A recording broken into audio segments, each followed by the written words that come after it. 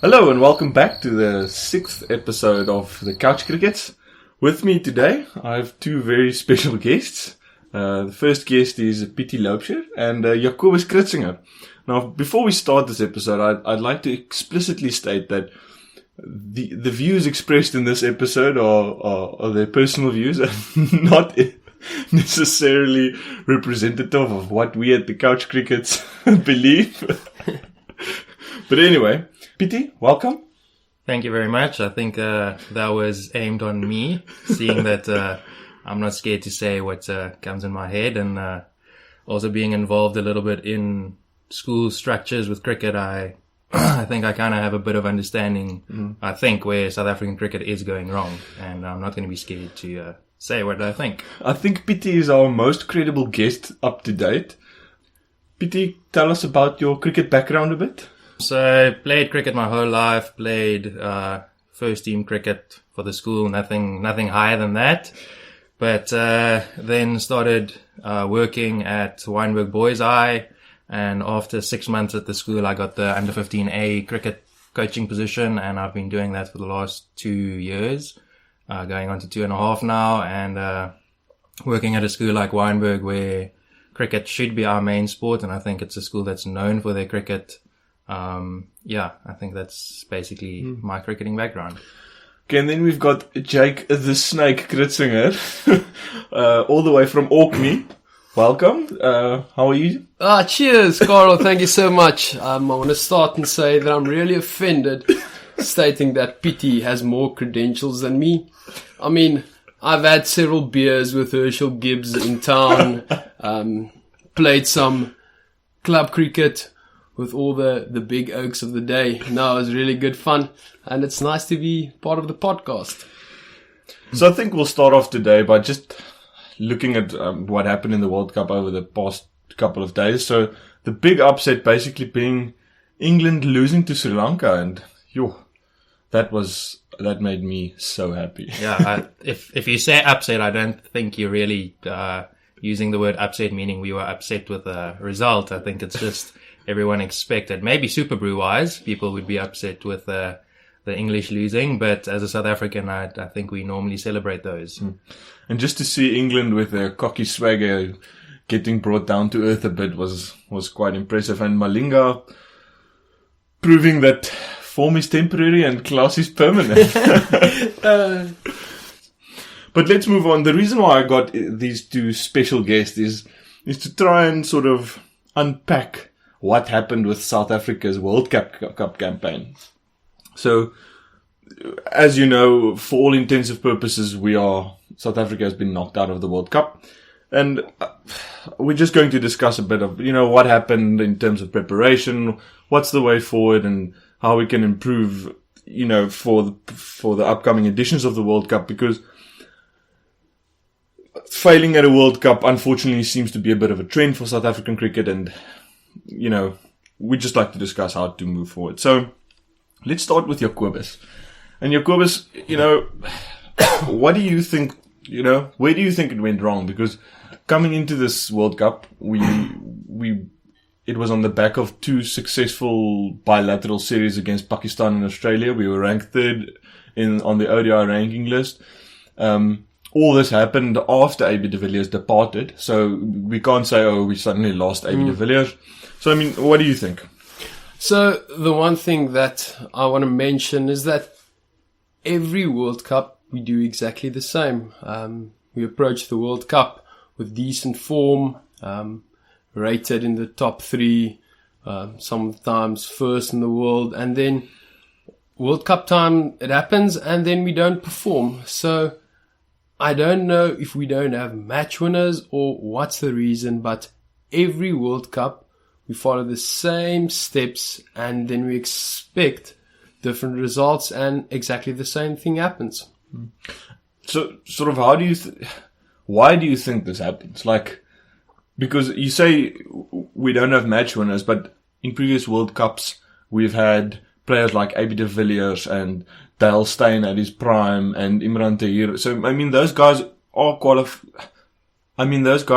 classified as game winners permanently. So, why do we not pitch up in World Cups? What do you think? See, if I can answer that question, I would probably be the South African cricket coach next year.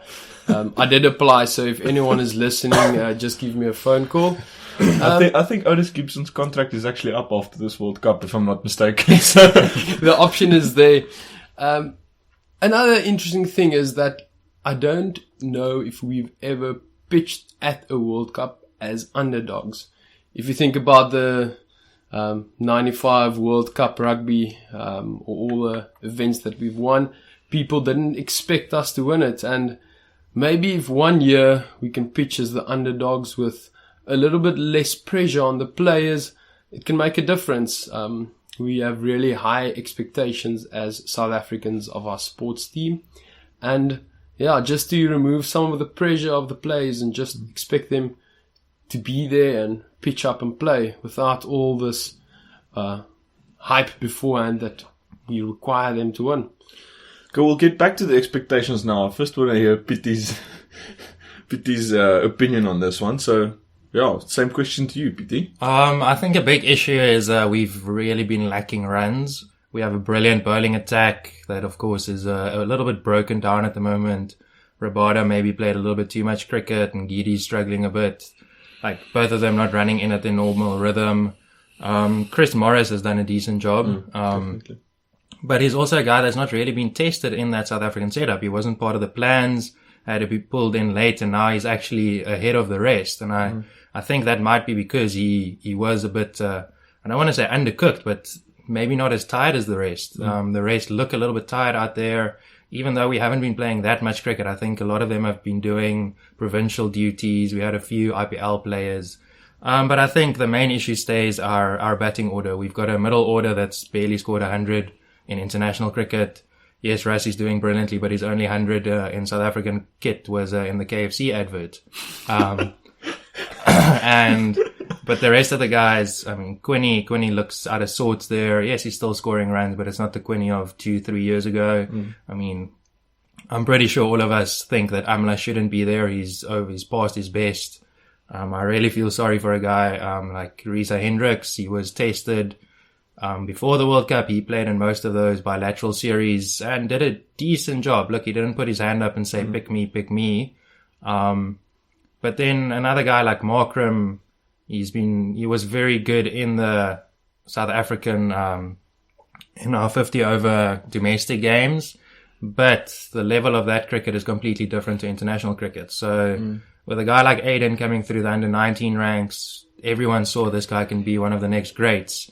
I feel they should have gone in straight from under 19 cricket, included him in the setup, get him used to that, get him used to playing against the world's best, and then we would have seen a different player.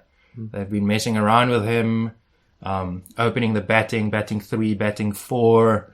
I don't even think he knows what they want of him, because all those roles are completely different. And sometimes people don't realize it, but there's a big difference between opening the batting and batting 3, or even batting 3 and batting 4 is a major difference. So mentally, I think a guy like Aiden is completely lost.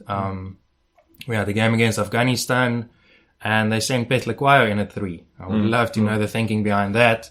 Was that to quickly get over, to get our net run rate up? Then why not send a message out to Amla and tell him, buddy, you've got to bat quicker than 50 strike rate. So, I feel we're definitely lacking runs, and we're playing people on experience, and experience is overrated in my opinion. And we're playing people on what they can be. A guy like David Miller, he can be brilliant, but how often has that happened? Can we really go on with a guy for 4 or 5 years that's not reaching that potential? I want to interject there. David Miller is really great in the field. Oh, wait. So, and I mean, South Africa's always been known to perform in the field, to support the bowlers. You can see that the entire squad is there ready to win the game. And you don't see it in the field. You don't see the support. So just that entire, what do they call it? ProteaFire. It's not always there. I think what Pietie mentioned now is quite an interesting point to me, because when you look at our batting lineup, it's not necessarily that we don't have players of high enough quality. I think there's a misunderstanding and a confusion of what every player's role in that batting lineup is. Should I be going at the 60 strike rate to anchor the innings? Should I be putting my foot on the accelerator? Or, what's my role in this batting lineup, and how am I contributing to structuring this innings to compile a winning score in said conditions which we are batting? And I think that's a big thing where we've been lacking. It's almost like you say, with them moving Markram between opening and batting 3 and 4 or whatever. Not singling him out personally, but it's almost as if there's a confusion about how am I supposed to be batting and what am I supposed to be doing in this team function.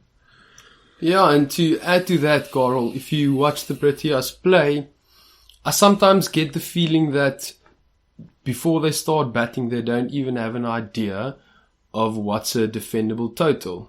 You see the guys walking in, batting at a really slow pace, then you think to yourself, wow, this must be a very tricky pitch, or the conditions aren't there.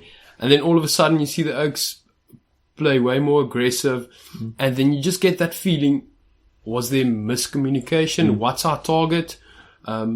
There's no real flow in our setup, how we approach a 50-over game. There were two specific situations where that came to light for me personally. The first one was in our very first game against England. I think I spoke about this on the second episode of this podcast, where we bowled first against England, and especially with the new ball, the pitch looked relatively sort of friendly.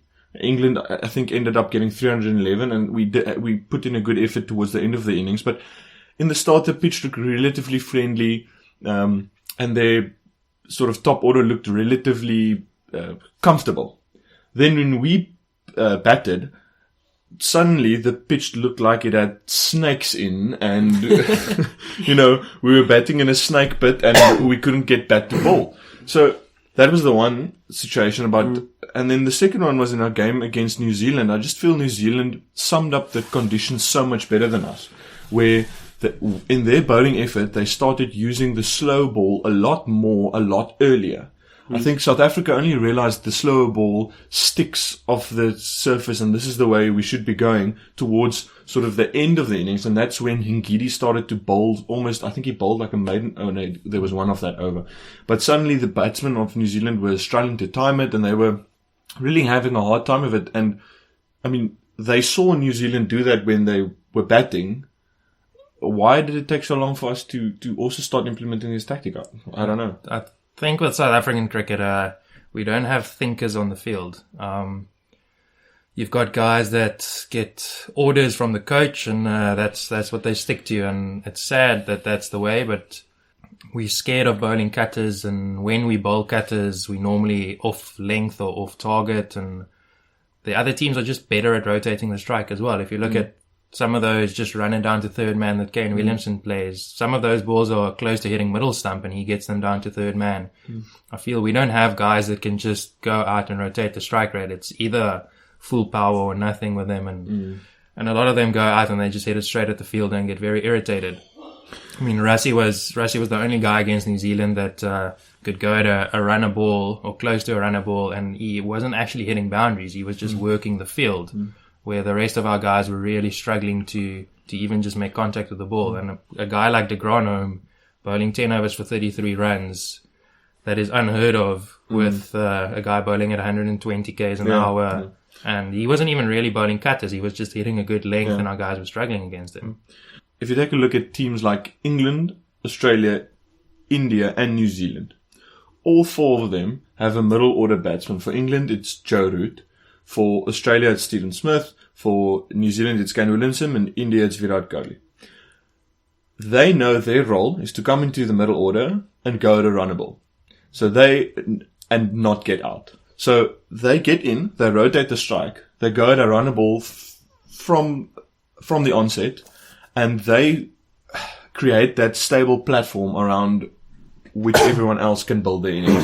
And I think that's also a big thing that we've been lacking. There hasn't been someone which has put their hand up and said, I will bat through the whole innings and go to run a ball. And you all can do what you want around that. I think the guy for us that should do that is Faf. He's got the capabilities of doing it.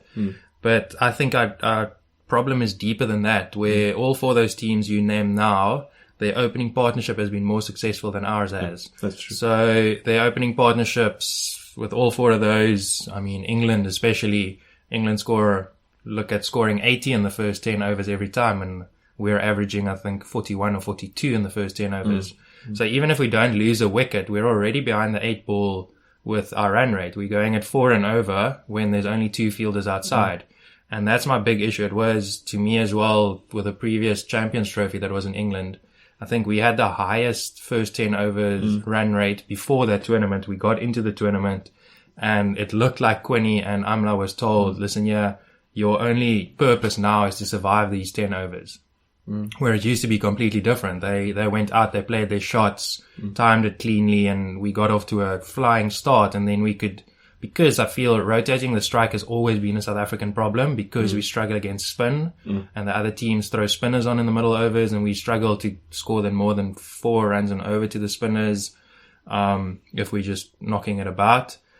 And I think that's a big issue. Now we 40 runs less than we usually are. I think if you go back to these bilateral series in South Africa, we also got off to quick starts. We go out, we play our shots. With those, Amla was out, so Riza and Quinny would go out, they would play their shots. If they lose a wicket, it's okay, we've got runs on the board. But now we're so scared, we go out, we leave the ball, we block it. It's a complete different mindset in these tournaments than in the normal series, and I think that's the problem. We either need to look to play cricket that way throughout the whole year, or we need to play the same cricket in a World Cup as we do when we play a series. So actually, just jumping back, it's an interesting conversation when you start speaking about the middle overs. I feel that great batsmen, they have the ability to keep on working hard during that period. To score a runner ball doesn't mean to hit a boundary and then knock 2 dot balls. It's to keep rotating the strike and to work hard in the middle. And it feels like we don't get that. You don't need to play aggressive shots or perfect cover drives every time. We need someone who's a bit of a fighter, being able to say, you know what, I'm going to graft and I'm going to do the hard yards. So, are we in agreement that... No. Sorry. That's my personality. Are we in agreement that we all think that the biggest sort of letdown for this Proteas team has been in their batting and the field? I think... And then only... No, I'm joking, but I don't... To be honest, I was disappointed with some of our fielding, especially in the New Zealand game. But before that, I thought our fielding standards were a bit lower than usually, but I wasn't super disappointed. And I didn't think our bowling went that badly. I think the main issue, in my opinion, was the batting, especially because we kept on losing early wickets. So let's just hear if we're in agreement about that, because I've got a follow-up question to that. Yeah, I think, look, our batting is the big issue, and I think we all knew this going into the World Cup. The only way we were going to have a chance to win it is if our bowlers really performed. And going with bowling, like fielding goes hand in hand with it. And I feel our fielding standards have been very poor. But then if you look at our team setup, we have quite a few guys we need to hide in the field. Amla is not a good fielder. He took a good catch. Nisham's catch at slip was I don't think he got enough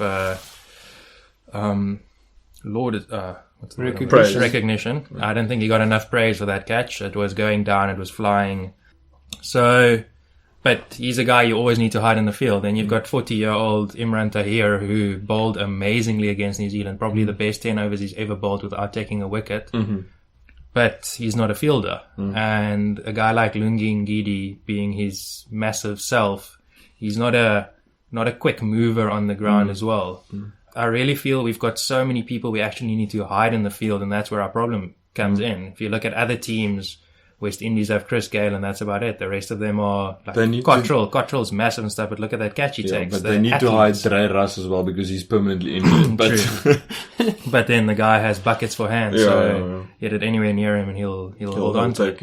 So the personnel we have, I think, is the problem as well. But that's one facet of the game you can teach someone, and it's an intensity, and I feel that intensity has really been lacking, and that intensity I think has been lacking in our batting as well. And if I can come back to that whole preparation thing, I want to say a bit of an issue with the way we prepared for this World Cup, with Otis Gibson taking our boys up Table Mountain and about all this, the fight to get to the final and everything you try to get out of it.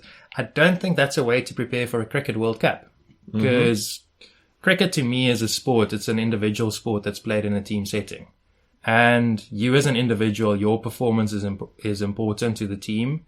And cricket, the only way you get better is by playing it. And going up Table Mountain and those challenges they faced, that's more to me a rugby or a soccer thing where you're really a team on the field, and that team vibe is needed. Yes, there is a team vibe needed in cricket as well, but we needed to play games before the World Cup. I know earlier I said our boys might have been tired and stuff, but we needed to play more cricket in England. We were unfortunate with our game against West Indies being rained out, but we didn't play enough cricket before the World Cup as a South African setup. Yeah, so I think what you're trying to say is, yes, we were tired, but it should have been managed better, that we played more cricket in the specific conditions and environment we were going to compete in at the World Cup. Yeah. Anyway, so I think that's enough of that. Let's talk about what now. How do you approach building a side for 2023? Where do you start? Who do you use as your building blocks? What needs to change? Because we're saying, so Amla, maybe shouldn't have been picked. Okay, now, but you also in that same sentence says, Risa Hendricks didn't, he didn't stamp his authority. He didn't stamp down the door and walk into the team. So now we're saying, okay, so we're moving on from Amla because he's going to retire or whatever. I love him, by the way. Ashim Amla. But I think he's spoken for. But now who are we replacing him with? That's the problem with South African cricket at the moment. You look at the 15 that are in England, and yes, there's a few that we've already named here that shouldn't be there, but you should replace them. Yeah. Our cricket is so thin at the moment probably because the pound is so strong, so it's nice to go play in England. But our whole franchise system and our whole, maybe even this new system, let's hope it works, but it's so thin, so the guys don't really get challenged at first class level. The bowlers, you've got one, maybe two good bowlers per team, because our Proteas never play for their teams anymore because there's no time for it, because they all go play these T20 tournaments all across the world. Yeah, so if you look at our whole first class setup, I think it's so weak. So you've got one or two good batsmen in a team. Look, the rest aren't bad. They're proper quality, but they're not getting tested because they're not facing good bowling from both sides. They're not facing the bowlers aren't facing good batting. So you can bowl a bad ball and get a wicket. If you look at a guy like Ardis Viljoen, sorry to bring him up, but this guy had an amazing first class career. He got into international cricket, and Bairstow and Stokes laughed at him and hit him to all corners of Newlands.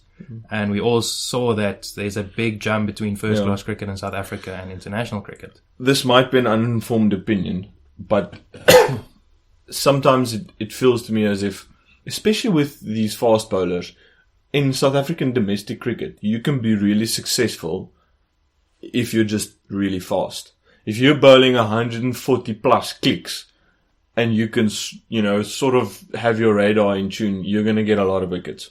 But I feel the moment you take that step up to international cricket, pace isn't enough anymore. Yes, pace helps, but it's not enough anymore. If you don't have the accuracy and the skill, you're going to get punished. Yeah, I agree with that. And if you go back in time when the Australians were really struggling, what they actually did is they got a whole, I think it was 18 fast bowlers, young fast bowlers.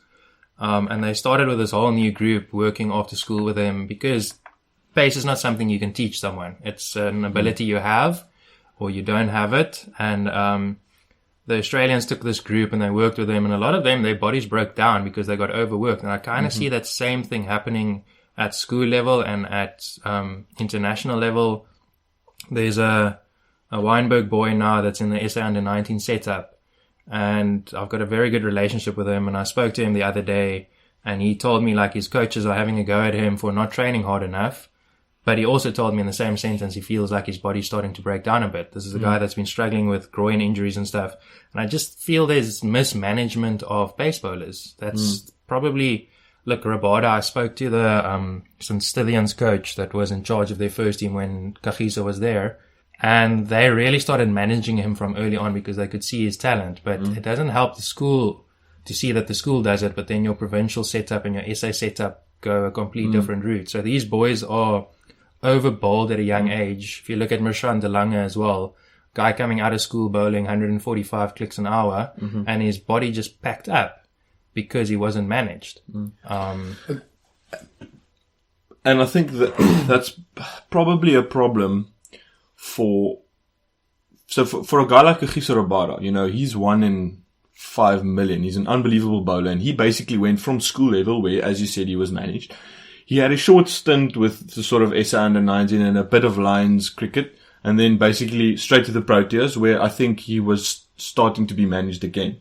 So for a guy like that, who basically, I don't want to say walked into the Proteas team, I don't think that's such a big issue. But for a guy who might not, who's still an unbelievable fast bowler, but you know, he's not Kagiso Rabada, he's going to spend time in that domestic structure a couple of years. And what it sounds like to me is that that's where the mismanagement comes in a bit. Yeah, I think if you look at, I mean, you can compare Kagiso and Lungi.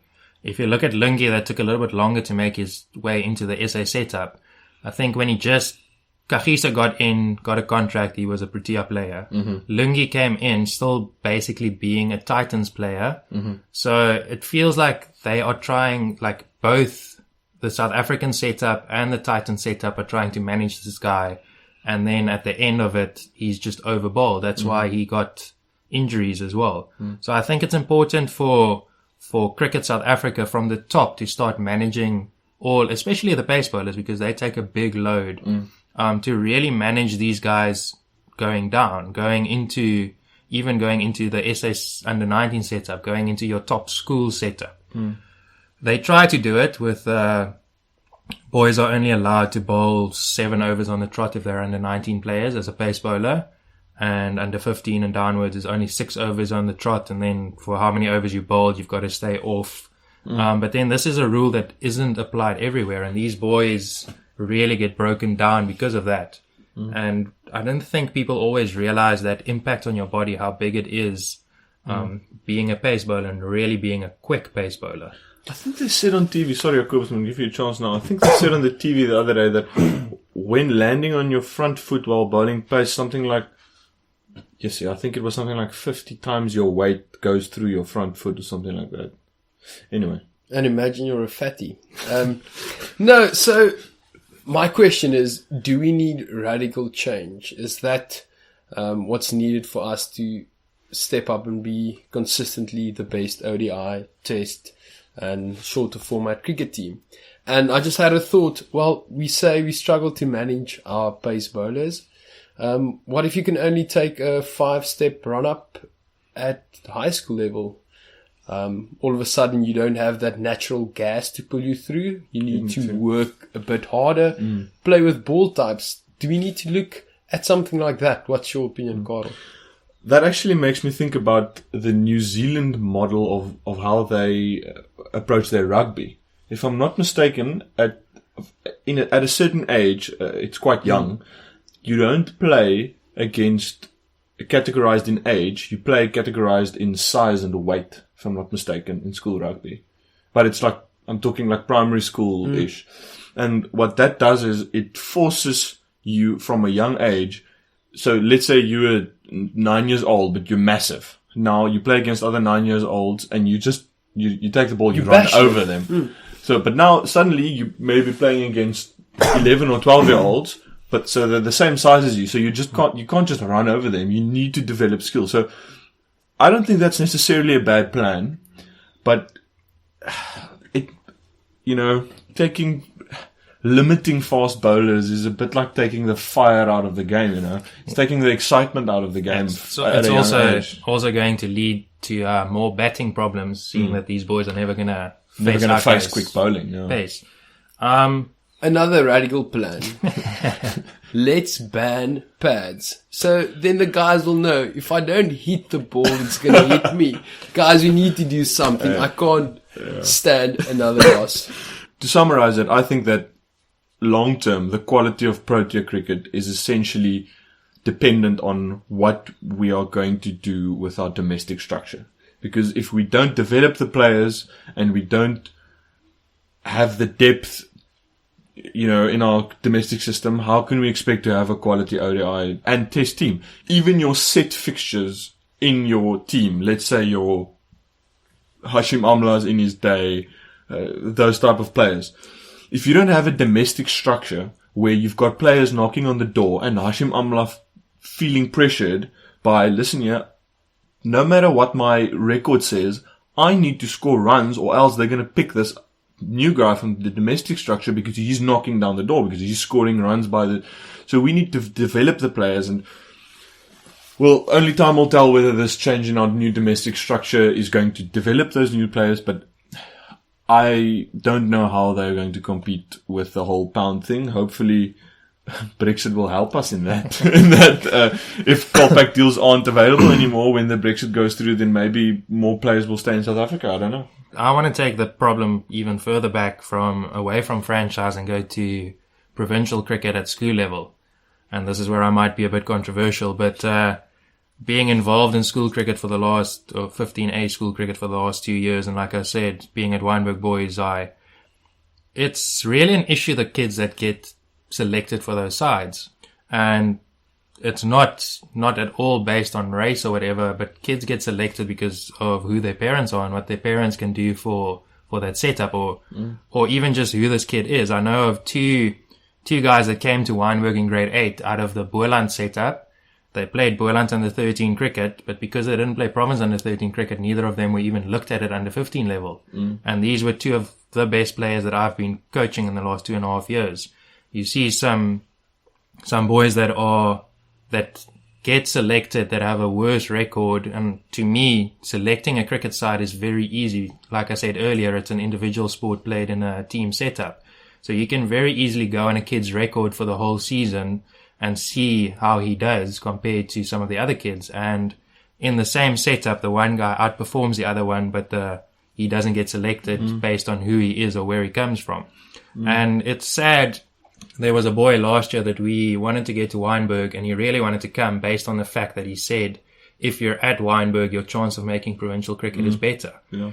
And it's sad that is the case, that it's more important where you come from than actually who you are. And this is where our issue comes in. Why do our boys have to be in your good boys' schools to stand a chance to make provincial cricket? And there's very few guys that don't make provincial cricket that make a life out of cricket. So how many good players are we actually losing?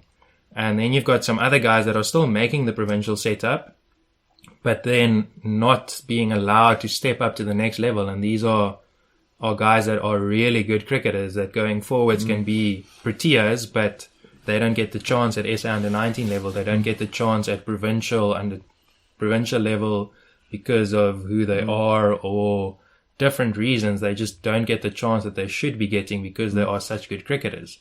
How much talent are we actually losing? So maybe this new setup with more teams might give those guys an opportunity. More playing opportunity. Yeah, but I'm really scared that it's actually gonna worsen our cricket setup because it might become weaker because our pool of players aren't that big. I know of a lot of people that after school head over to New Zealand to go play cricket, to head over to England to go play cricket. I mean, even the Netherlands is an option these days to go play cricket. And how many people are we actually losing that could win us a World Cup in the future?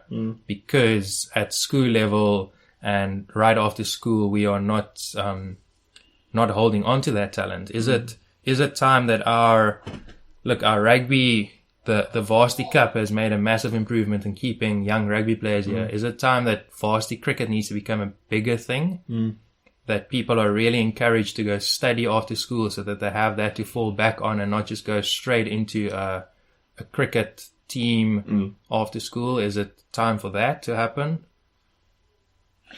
I don't know. Yeah. Various options, but I think that's enough for today. Yeah, I'm super sad right now, guys. Especially because we don't have any answers.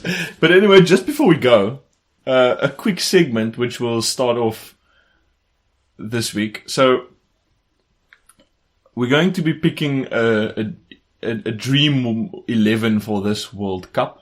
So we're going to start off by each mentioning our top 4 batsmen, which we'd put in our team if we, had access to everyone. So we're going to start off with Jacobus. Jacobus, your top 4. Sure. I would pick David Warner. I mean, And That's David only- Warner. that's only 3, That's eh? only 3. yeah, guys. Definitely David Warner.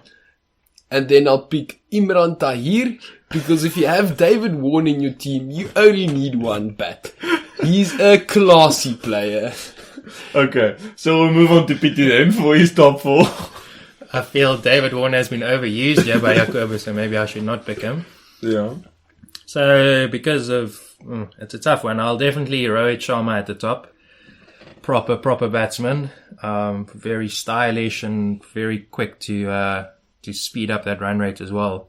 But normally not from the get-go. So, it's either between Aaron Finch or David Warner there. David Warner bringing in a nice left-right combination, but he's also been struggling to middle it from the start. So seeing that Jacobus picked David Warner 4 times, I'll go the opposite route and then say Aaron Finch and Rohit Sharma at the top. At number 3, I will probably go for Joe Root. I just think he's been looking really good. I know Virat Kohli is the best batsman in the world. Ever. Bat. Okay.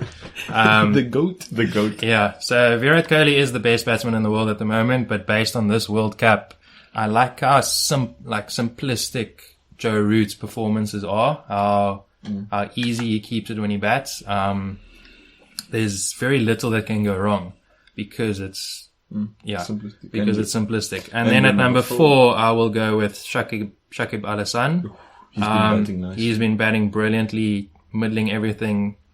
I mean, that whole Bangladeshi team is maybe showing us how good Neil Mackenzie is as a batting coach. Sorry to bring that point up. We're obviously missing it. Yeah, to just throw that in there.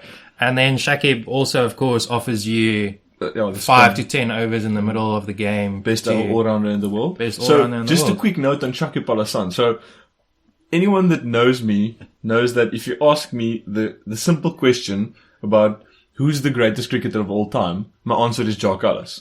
Because we're not talking only greatest batsman or greatest bowler, we're talking cricketer. Because you're great slip fielder, you're all great bowler, great batsman, anyway. And But- great ads. Have you seen the Radox ad, Carl? Oh my word. Radox. Yeah, the shampoo. No, isn't that Sanex? Oh, Sanix. Sorry, I'm at no way affiliated to Sanix or get any remuneration. Right, what do you mean? Okay, Radox. Okay, but anyway, my point is that, so that's my answer. But fun fact is that Shakib Al Hasan has now beaten Jacques Kallis to be the fastest to 6,000 ODI runs and 200 ODI wickets. So Wow. that is pretty impressive from Shakib Al Hasan. So he's the only guy to do it faster than Jacques Kallis. That is very impressive, but I had the same thing with Muratharan and Warren when they got compared. Jock and Shane Warne all played in a much stronger team, so they had to share runs and share wickets with the rest.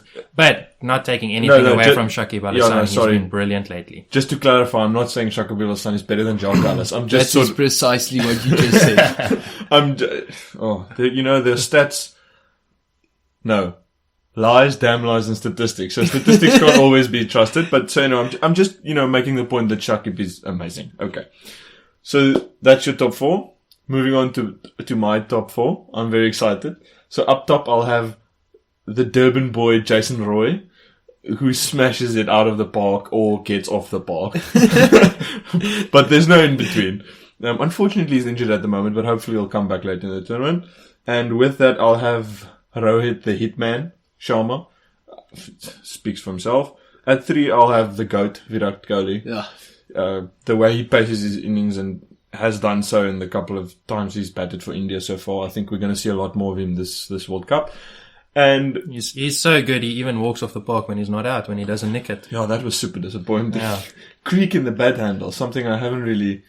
But anyway, and at number 4, as much as this pains me, I'll go with Kane Williamson. He impressed me with that chase. He's got the... And how he just, in that last over, how he just went, I'm not going to let this go to the last 3 deliveries for something sort of dangerous to happen. I'm going to smash it out the park if he gives me the delivery, and he did exactly that. He did try very hard to get out in in about with 10 overs remaining, but the South Africans said, we enjoy watching you bat too much, we're going to give you another 4 opportunities. This is a masterclass. Yeah. It's so much. Teach us, Kane. Yeah, teach it's us. so much fun watching you bat. We are not going to run you out. We're not going to appeal for the sport behind. You keep batting. But isn't that the best way to bring up 100, huh? Yeah. Sure, unbelievable. Winning the game, and once again, New Zealand and South Africa in a World Cup, still a better love story than Twilight. I haven't loved it since 99, since the last time we've beaten Exactly. them. So, yeah. Anyway, so I think that's enough for today. Jacobus and Pietie, thanks for joining me. This has been really fun, and I think we've had some insightful conversations. And yeah, I hope you guys enjoy watching the rest of the World Cup. As we're recording this, I think Afghanistan play India today. That might go south for Afghanistan. I still feel they have an upset in them. There's They still need to play against South Africa. No, played against- they sorry, already sorry. beat us. I think that Afghanistan is going to cause. I don't know if they might not win a game, but they'll definitely push someone quite far. And I'm looking down at the Afghanistan-Bangladesh game that still has to come, and that might be a big one for Bangladesh. As we said earlier, if England lose all 3 their remaining games, then Bangladesh might actually have a good chance at getting into the playoffs, and Afghanistan might be the team that stops them. Yeah, but we'll have to see how that works out. Shot, Carel, was really fun, and good luck for the rest of the podcast. All right, thanks guys. Thanks Thank for you. joining us on the couch. Bye bye. Cheers.